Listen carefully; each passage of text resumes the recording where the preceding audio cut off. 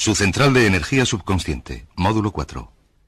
Para poder desbloquear su potencialidad plena es absolutamente esencial que comprenda la relación entre la mente consciente y la subconsciente. Se han escrito miles de libros sobre este tema. Las complejidades son enormes. A lo largo de toda la historia de la humanidad se ha hablado del consciente y del subconsciente, especialmente del subconsciente.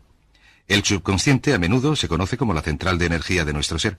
Hablaremos más de cómo uno afecta a su subconsciente según vayamos avanzando en este programa. Empecemos por hablar de la relación entre las dos mentes y de lo que puede hacer para controlarla y para cambiar la programación interna de la mente subconsciente. La mente consciente y la subconsciente están maravillosamente diseñadas. El diseño maestro, si me entienden, en el sentido de que tienen funciones muy distintas y trabajan perfectamente en tándem la una con la otra. Quizás un buen modo de ilustrarlo es diciendo que esta es la mente consciente y esta es la subconsciente. En realidad, la mente consciente realiza alrededor del 10% del pensamiento responsable de alrededor del 10% del conocimiento consciente, y la mente subconsciente hace al menos el 90% o más. Cuando hablamos de la potencialidad humana y de desbloquear la potencialidad humana, queremos decir desbloquear la enorme capacidad del poder del subconsciente. ¿Qué hace la mente consciente? La mente consciente tiene ciertas funciones específicas. En primer lugar, la mente consciente es objetiva. La mente consciente puede observar el mundo con claridad, si quieren, y considerarlo de manera analítica, objetiva, quiero decir sin emoción. Estas son 3 de sus cualidades. En otras palabras, puede distinguir la diferencia entre verdad y mentira. Es como si dijéramos la parte matemática, impasible del cerebro. La mente consciente tiene 4 funciones. La primera es, la mente consciente identifica los datos de entrada. Los datos de entrada pueden venir de varias fuentes. Pueden ser nuestros pensamientos o las cosas que nos suceden en el mundo externo. Así que pongamos que está cruzando una calle, hablamos de su mente. Está cruzando una calle y oye el ruido de un automóvil. Sus ojos se vuelven inmediatamente hacia la derecha para ver qué es el sonido e identificar lo que lo produce. Cuando uno ve el automóvil, automáticamente asocia el ruido con el coche. Lo segundo que hace la mente consciente es comparar ese automóvil en movimiento con todos los demás automóviles en movimiento de su experiencia. Si usted vive en una gran ciudad como Nueva York, ve un coche y compara ese automóvil en movimiento con otros coches, ha visto 100.000, quizás 1.000.000 de automóviles en movimiento y sus reflejos son muy rápidos. Si vive en un país donde no hay muchos automóviles, lo más probable es que cuando vea un vehículo en movimiento, sus reflejos sean muy lentos. La comparación, si quieren, se hace por medio de un rápido reconocimiento por el subconsciente y una verificación de todas las experiencias previas que uno haya tenido de los coches en movimiento. Según se hace esto, según se hace la comparación, se obtiene una respuesta instantánea. De hecho, se dice que el subconsciente funciona aproximadamente a 30.000 veces la velocidad de la mente consciente. Uno puede echar un simple vistazo, oír un ruido, o pensar un pensamiento en la mente consciente y activar al momento una reacción que podría necesitar una enorme cantidad de horas de evaluación si se hiciera de manera consciente. El tercer punto, la tercera función de la mente consciente, es que analiza. Una vez que recibe una respuesta a su comparación, analiza la situación. Usted está cruzando la calle, oye el ruido del motor del automóvil, vuelve los ojos a la derecha, ve el coche que viene hacia usted. Su comparación le dice que va a 90 por hora y que estará donde usted está en un segundo, a no ser que usted se mueva. De modo que analiza la situación y se dice, ¿qué debo hacer? ¿Debo moverme o no? La respuesta es sí. Lo que uno hace es moverse, y esto nos lleva a la cuarta función de la mente consciente, que es decidir. La mente consciente decide qué hacer después del análisis. Dice que sí o que no. La mente consciente funciona como un ordenador binario. Siempre está diciendo sí o no a la información de entrada. La mente consciente solamente tiene espacio para un pensamiento a la vez. Esto es verdaderamente sorprendente, como van a ver. Es, sin lugar a dudas, una estructura brillante, de modo que está cruzando la calle, oye el ruido, mira a la derecha, ve el coche en movimiento. La comparación le dice que viene hacia usted, y el análisis del coche en movimiento dice que se tiene que apartar. Se dice, ¿me aparto sí o no? La respuesta es sí. ¿Retrocedo sí o no? Tan pronto como dice sí, retrocedo. Y usted traslada esta palabra sí a su mente subconsciente. La mente subconsciente pone en movimiento al instante todos los nervios, todos los tendones, todos los tejidos, para quitarle de en medio. No tiene que pararse a pensar, ¿adelanto mi pie derecho antes o el izquierdo? Lo único que hace es enviar la señal a la mente consciente, reforzada por una carga, si quiere, o una detonación de emociones. Cuanto más fuerte sea la emoción, más rápido responde el subconsciente a su orden. El subconsciente está activado por la emoción de temor, de deseo. El instinto de supervivencia, el instinto del cariño, siempre es una emoción la que activa el subconsciente.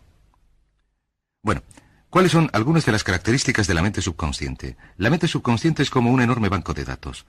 La función del subconsciente es almacenar y recuperar datos. En otras palabras, la mente subconsciente es la mente subjetiva sencillamente porque es la mente que obedece. Al igual que la mente consciente ordena, la subconsciente obedece. La mente subconsciente no tiene pensamientos propios. Por cierto, la mente consciente no tiene memoria. La mente subconsciente es la sede de toda la memoria. La mente consciente, como recordarán, solamente puede estar ocupada por un pensamiento en cada momento, mientras que la mente subconsciente puede almacenar millones de hechos. La relación entre el consciente y el subconsciente es que el consciente es como un jardinero y el subconsciente como un jardín. Las semillas que se planten en la mente subconsciente son los que la mente subconsciente hará crecer. En la mente subconsciente tenemos una serie completa de programas distintos. El autoconcepto, que contiene toda la información, todos los temas que son importantes para nosotros, y todas nuestras experiencias y reacciones previas a dichas situaciones. De manera que si se produce una nueva situación similar, una de las funciones del subconsciente es hacer que nuestro comportamiento sea consecuente con nuestro comportamiento previo. De modo que, si siempre hemos sentido miedo en una situación y presenciamos la situación, sentiremos miedo inmediatamente sin pensarlo. En una situación desconocida, la tendencia natural es ni tener ni dejar de tener miedo porque no se dispone de suficiente información hasta haber elaborado un banco de experiencias. Esto nos lleva a 3 leyes de importancia crítica, 3 de las leyes mentales más importantes de las que hemos hablado. Recuerden que hablamos de cómo nuestra vida entera está determinada por las leyes mentales. La primera de estas 3 leyes mentales es la ley de la actividad subconsciente. La ley de la actividad subconsciente dice que lo que usted plante en su mente subconsciente es lo que ésta inmediatamente elaborará para llevarlo a la realidad, y su mente subconsciente hace que todas sus palabras y acciones encajen en un modelo que sea consecuente con su autoconcepto. En otras palabras, hace que todas sus palabras y acciones encajen en un modelo consecuente con su autoconcepto, o consecuente con la información previa que usted haya introducido. También hace que sus palabras y acciones sean consecuentes con sus metas, que con el tiempo, por así decirlo, forman parte de su autoconcepto. Significa que su lenguaje corporal, sus actitudes, su nivel de energía, su nivel de confianza en sí mismo, su manera de llevarse con los demás, sus habilidades sociales, todo es consecuente con su autoconcepto. El subconsciente, sencillamente, sin pensarlo, hace que todo sea consecuente consigo mismo, de modo que cuando uno se siente muy bien, su autoconcepto es positivo. Camina con pasos enérgicos. Su lenguaje corporal es confiado, valiente, extravertido, etc. Y cuando los sentimientos de uno son negativos, su autoconcepto es negativo y actúa en consecuencia. Lo que nos lleva a nuestra segunda ley. Nuestra segunda ley es la ley de la concentración. De hecho, esta es la 9ª ley de la que hemos hablado desde que empezamos. La ley de la concentración es muy, muy importante. Es tan importante, de hecho cada una de estas leyes es tan importante como para, por sí misma, poder regir su destino. La ley de la concentración dice sencillamente esto. Dice que todo aquello sobre lo que usted se centre, crecerá. Todo aquello sobre lo que uno se centra, crece. Aquello en lo que piensa una y otra vez, crece en la realidad. Es muy sencillo. Yo solía dar un curso sobre el pensamiento creativo. El modo de explicarlo es imaginar que esta es la capacidad mental total que usted tiene. Y cuando envía aquí un pensamiento, ocupa este espacio. Y el resto de la capacidad mental se utiliza también. Este es su pensamiento. Se utiliza para pensar en todas las demás cosas contenidas en su mente, pero cuanto más piense desde el consciente hacia el subconsciente, mayor será la proporción de su capacidad mental dedicada a pensar en esta idea, hasta que llega un momento en que si piensa en algo sin parar, no pensará en nada más. Y como no se piensa en nada más, se empieza a establecer un campo vibratorio. La mente subconsciente, el núcleo de la ley de la atracción, y la ley de la vibración, y la ley de la radiación. Se empieza a establecer un campo vibratorio que emite energía del pensamiento desde uno mismo, en consecuencia con lo que uno esté pensando, y atrae hacia la vida de uno a personas y circunstancias en armonía con dichos pensamientos. Solo tiene que mirar a su alrededor y decir, ¿en qué estás pensando todo el tiempo? ¿En qué está centrada tu mente todo el tiempo? Y la norma básica con respecto a la ley de concentración es centrarse, pensar en lo que se quiere que suceda, no en lo que se teme. Y esto nos lleva a la 3ª ley en esta serie, que es la ley de la sustitución. Ahora bien, la ley de la sustitución, como me dicen muchos de mis antiguos alumnos, ha sido la ley más importante que han aprendido. Es una ley muy sencilla. Se basa en el hecho de que la mente consciente solamente se puede centrar en un pensamiento en un momento dado, ya sea positivo o negativo. Si quiere deshacerse de un pensamiento negativo, la mente no es un vacío. No puede estar vacía. Si quiere deshacerse de un pensamiento, lo tiene que extraer, por así decirlo, con un pensamiento positivo. Se puede sustituir un pensamiento con otro. Se puede sustituir un pensamiento con otro. Y si se hace esto de manera consecuente, si se sustituye cualquier pensamiento negativo, cualquier pensamiento de temor, de ansiedad, autolimitativo, cualquier expectativa negativa, cualquier cosa que le reprima, cualquier miedo al fracaso, a la carencia, a la pobreza, al rechazo, a la pérdida o a cualquier otra cosa, si lo sustituye con un pensamiento de deseo, y esta es la clave, temor frente a deseo, si centra su mente en lo que quiere y la libera de lo que no quiere, y se centra en su deseo, sus miedos disminuyen y se reducen según usted piensa en lo que quiere. Con el tiempo, debido a la ley de la sustitución, cada vez se tiene menos tiempo y menos emoción que dedicar a pensar en lo que no se desea. ¿Por qué tiene éxito cierta gente? Pues sencillamente por esto. En la Biblia se nos dice, a quien tiene le será dado, y a quien no tiene le será quitado. Lo que eso quiere decir es sencillamente que los ricos se hacen más ricos y los pobres se hacen más pobres. Eso se debe a que los ricos piensan en la riqueza y en la abundancia continuamente. ¿Y en qué piensan los pobres?